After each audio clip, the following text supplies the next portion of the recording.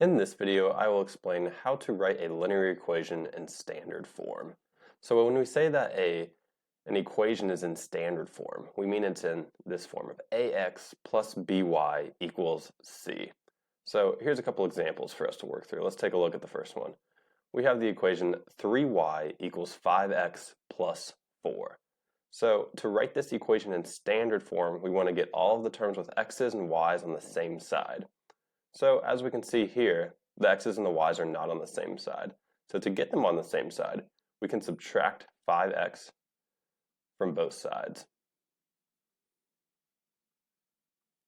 So that will leave us with minus 5x plus 3y equals, and when we subtract the 5x on this side, it simply cancels out. So we're left with 4. Now, some people will say this is your final version. A lot of times textbooks will want this leading coefficient right here to be positive. So what we can do is we can multiply this whole left side by -1 and multiply this side by -1 as well. So -1 times -5, that's just a positive 5.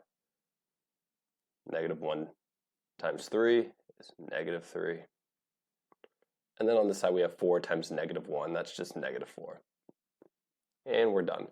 So we've written this original equation in standard form. We get 5x minus 3y equals -4. Let's take a look at this next example. We have y equals 1/2 x minus 7.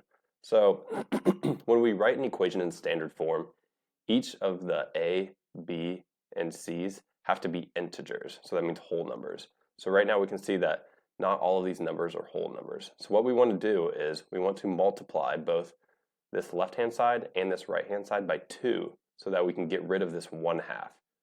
So we'll do that. So 2 times y, we'll get 2y equals 2 times 1/2. That's just 1. So we're just left with 1x, or just x.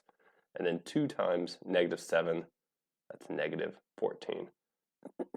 So now we've gotten rid of all the fractions.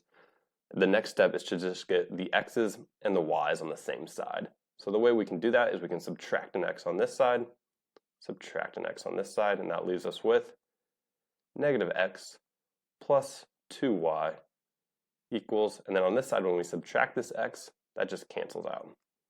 And we're left with -14. So once again, we want this leading coefficient to be positive. So we'll go ahead and multiply this entire side by -1. And we'll also multiply this side by -1. So that leaves us with -1 times a -1 right here is just 1, or just x. -1 times 2, -2. And over here we have -14 times -1 is a positive 14.